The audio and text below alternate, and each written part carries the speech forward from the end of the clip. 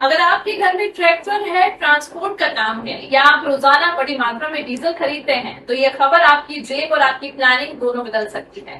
क्योंकि आप petrol pump से जितना मन चाहे उतना डीजल आपको नहीं मिलेगा। जी हाँ, आपने बिल्कुल सही सुना। केंद्र सरकार ने नया आदेश जारी करते हुए डीजल बिक्री के नियमों में बड़ा बदलाव किया है।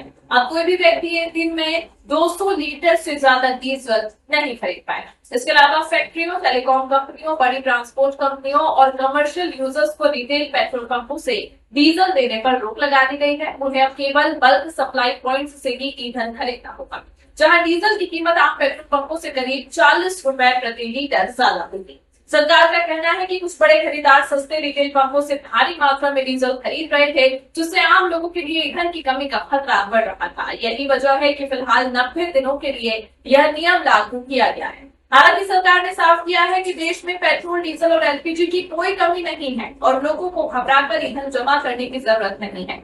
लेकिन अब बड़ा सवाल यह है कि जब ट्रांसपोर्ट कंपनियों और उद्योगों की लागत बढ़ेगी, तो क्या इसका असर रोजमर्रा की चीजों की कीमतों पर भी पड़ेगा? आने वाले दिनों में इसका जवाब देश की अर्थव्यवस्था और आम आदमी की जेब दोनों देंगे।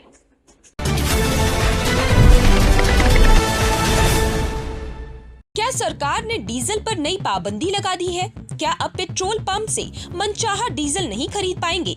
और आखिर ऐसा क्या हुआ कि सरकार को अचानक 200 लीटर की लिमिट तय करनी पड़ गई?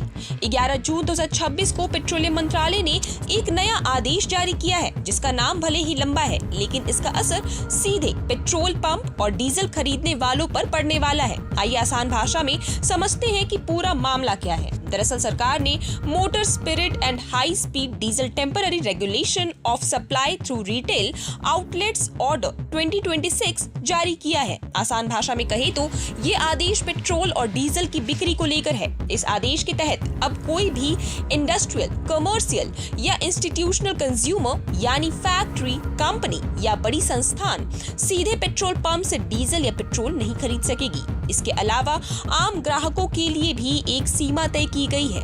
अब एक दिन में किसी एक वाहन या ग्राहक को 200 लीटर से ज्यादा डीजल नहीं दिया जाएगा। साथ ही खरीदा गया डीजल आगे बेचने या रीसेल करने की भी अनुमति नहीं होगी। सबसे बड़ा सवाल ये है कि सरकार को ऐसा कदम उठाने की जरूरत क्यों पड़ी?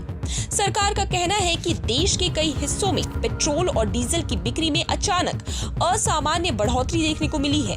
जांच में पता चला कि कई बड़े खरीदार जो आमतौर पर ऑयल कंपनियों से ब्लैक में डीजल खरीदते थे, अब पेट्रोल पंपों से खरीदारी कर रहे हैं। अब इसके पीछे की वजह भी समझिए।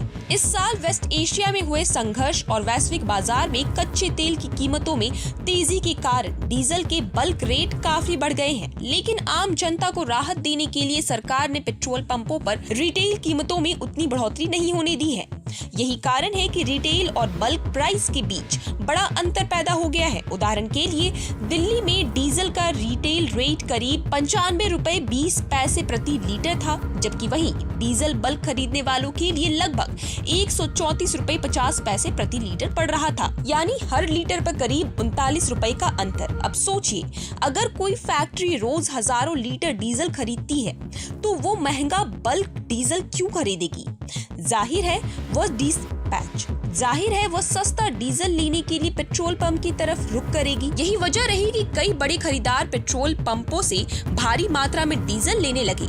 सरकार को डर है कि अगर ये सिलसिला जारी रहा तो कुछ इलाकों में डीजल और पेट्रोल की कमी हो सकती है और जरूरी सेवाएं प्रभावित हो सकती हैं।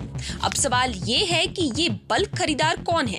इनमें सरकारी बस परिवहन निगम, बड़ी फैक्ट्रियां, manufacturing plants, telecom tower operators और कई बड़े संस्थान शामिल हैं, जो आमतौर पर सीधे ऑयल मार्केटिंग कंपनियों से ईंधन खरीदते हैं। एक रिपोर्ट के मुताबिक देश में डीजल की खपत का सबसे बड़ा हिस्सा ट्रकों का है, जो कुल बिक्री का लगभग 64% है।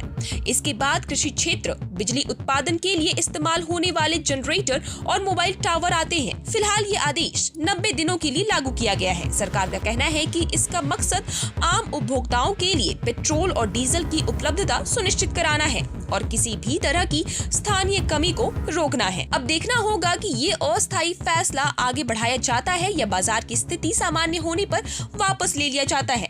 आपका इस नए नियम पर क्या कहना है? हमें अपनी राय कमेंट सेक्शन में जरूर दें और